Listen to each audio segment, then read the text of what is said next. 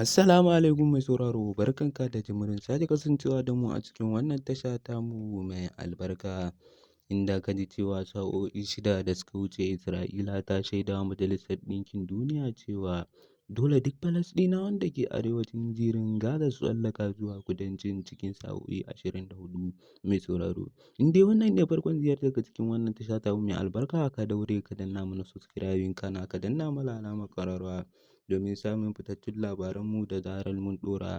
Inda tankokin yaƙin Isra'ila sun ƙara kusantar iyakar Gaza gabanin afkawa birnin don kawar da mayaƙan Hamas. Ofishin Majalisar Ɗinkin Duniya a Gaza ya ce dakarun Isra'ila ne suka gabatar da wannan gargaɗin a cikin daren ranar Alhamis. Dakarun Isra'ila sun ci gaba da lugudan wuta a Gaza yayin da aka shiga rana ta biyu da katse wutar lantarki a yankin da Falasɗinawa suke. Hakanan kuma Majalisar Ɗinkin Duniya ta ce ta damu matuƙa da yadda mata masu juna biyu da yawansu ya kai 15,000 a Gaza ba su samun zuwa asibiti don kula da lafiyarsu ga kuma rashin ruwa mai tsafta.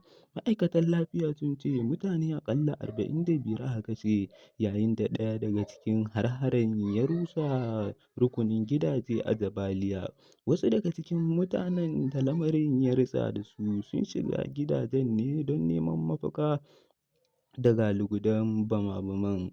Mutane fiye da 1,500 har-haren ya ritsa da su a Isra'ila daga ranar Asabar da ta ƙaddamar da su. Isra'ila ta ce ba za ta yi sassauci ba kan rufe duk wata hanyar da kayan agaji yake zuwa birnin Gaza, duk da cewa shirin samar da abinci na Majalisar Ɗinkin Duniya ya yi gargaɗi samun ƙarancin abinci da ruwa a birnin Gaza.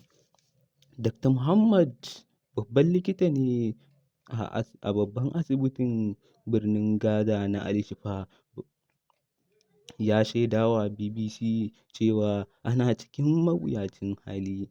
Mafi yawan mutane da suka mutu da waɗanda suka jikkata duk sun samu manyan raunuka sakamakon tashin bama-bamai.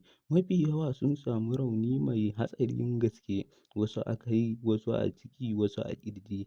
Shekara ta 8 ina aiki a Gaza kuma cikin shekarun nan na ga mummunan yanayi, amma wannan karon ba a cewa komai. A halin yanzu magani da sauran kayan aikinmu ba su da yawa. Idan har aka ci gaba da tafiya haka to ba ma zaton za mu iya shawo kan lamarin nan, inji Dr. Muhammad.